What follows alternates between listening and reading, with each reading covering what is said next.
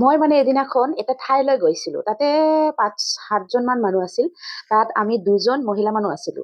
মানে এটা পুৰুষ মানুহ কথা কওঁতে কওঁতে হঠাৎকৈ কৈ দিলে যে মহিলা মানুহনো কি জানে, তেওঁলোকে অকল ঘৰৰ মানুহ, ঘৰতহে তেওঁলোকৰ কথা চলে, বাহিৰত তেওঁলোকৰ কথা নচলে।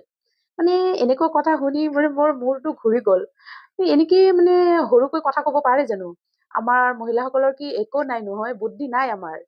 আমাৰ বিবেক বুদ্ধি একো নাই? আমি সকলোখিনি খালি ঘৰত ব্যৱহাৰ কৰিব পাৰো, বাহিৰত কৰিব নোৱাৰো। তেনেহলে মই আজি এটা কথা কম।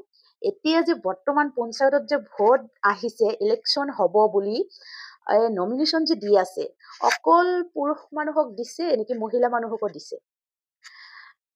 সকলোখিনিতে তেওঁ মানে সমান অধিকাৰ। কিন্তু তথাপিও আমাৰ সমাজৰ কিছুমান মানুহ আছে, মানে মহিলাসকলক, ছোৱালীসকলক মানে সৰুকে কথা কব আৰু নকলে তেওঁলোকৰ মানে শান্তি নাই। মই নহয় এনেকুৱা কথা বহুত বেয়া পাওঁ। কিয় এনেকে মানে সৰু কৰি কথা কব?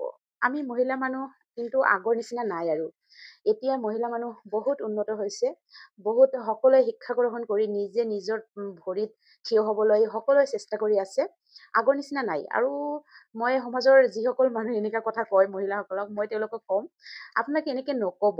এনেকে কলে মনৰ ক'ত না ক'ত মানে অলপ হলেও বেয়া লাগে যে নহয় মোক এনেকে কলে মানে মই মহিলা মানুহ, মোৰ মানে বাহিৰত কথা কোৱাৰ অধিকাৰ নাই। আছে। এই সকল পুৰুষৰ কথা শুনি নিজৰ মন কেতিয়াও বেয়া নকৰিব। এওঁলোকৰ প্ৰতিবাদ কৰিব। বুজিলে নে? ভাল থাকিব সকলোৱে।